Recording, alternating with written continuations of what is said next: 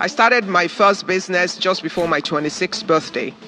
And it's 27 years now since I've been building my business group. And one of the things that's helped us over the years is building with a vision, building a company with character, building a company with value systems, building such that at the end of the day, the name of the company represents something. So when we're talking about brands, you need to understand that at the end of the day, the essence of your business is communicated by the integrity of your brand. And when people trust the name of your company, they trust it not for the name alone. They trust it based on the character that the name represents. They trust it based on the value system that the name brings to you. We're not in business for the short haul.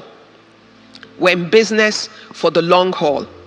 And if we want customers to be able to look at us in the eye 10 years down the line and find a good reason to still do business with us, we have to do it right. We have to deliver the quality. Why? Because over time, sometimes there's a part of the value chain where it will seem like you're losing because you're doing those things right. But there would be the harvest time when the seed of doing things right would facilitate your growth and put you on a major speed growth. And in my business experience, I've had many cycles of going through that. And it's all of those things that you do every day that combines together to represent what your brand is evaluated as. You need to decide from the onset what kind of company you want to build, what kind of message you want to attach to your brand. I mean, you look at First Bank as an institution. It's a 121 years old company.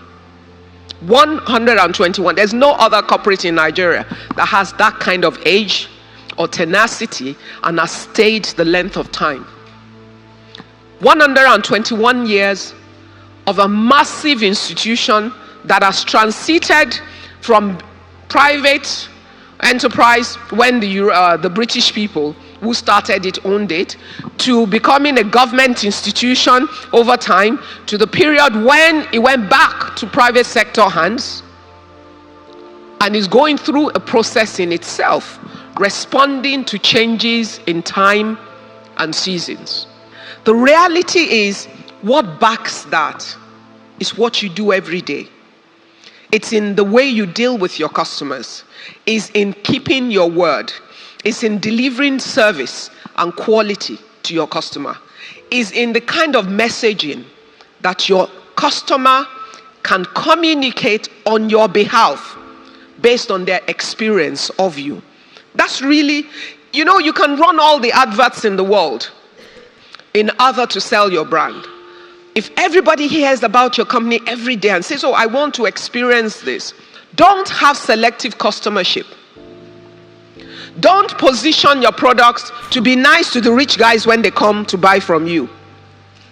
Because the guy that you look at ordinarily today will have a change of status tomorrow. And his experience will impact on how he will rate you or deal with you when his status has changed.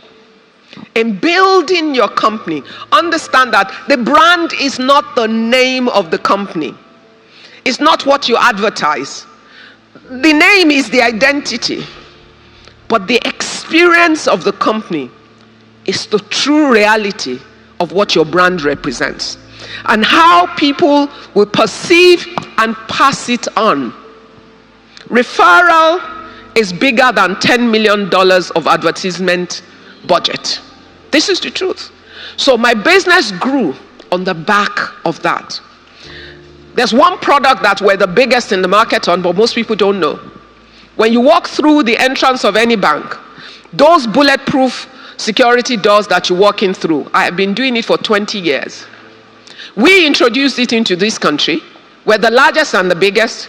And as of 2 years ago or 3 years ago, I went into Italy. The company that was producing for us went bankrupt, and I took over the whole operation, and so we own the back end in Italy now. Brand is not the name of the company. In my understanding, it is the value and the equity that the company delivers to the customer, and is backed up by the things that you do every day. And it's not about the size of your company. It's about the experience you deliver to the customer. What you don't learn to do in your early days, it becomes more difficult for you to do as you grow bigger. In fact, when you're small and cute, is when you can be more engaging with the customer. You know, one of the biggest opportunities I had to grow my business came from a customer. Because in my 20s, there was a point where I was so frustrated with the business. We were doing everything, but we could not do things. I didn't get the satisfaction I wanted because there were so many things against us and there was so much we didn't have. I was a young woman in my 20s. Which bank will give you money? Interestingly, look at life.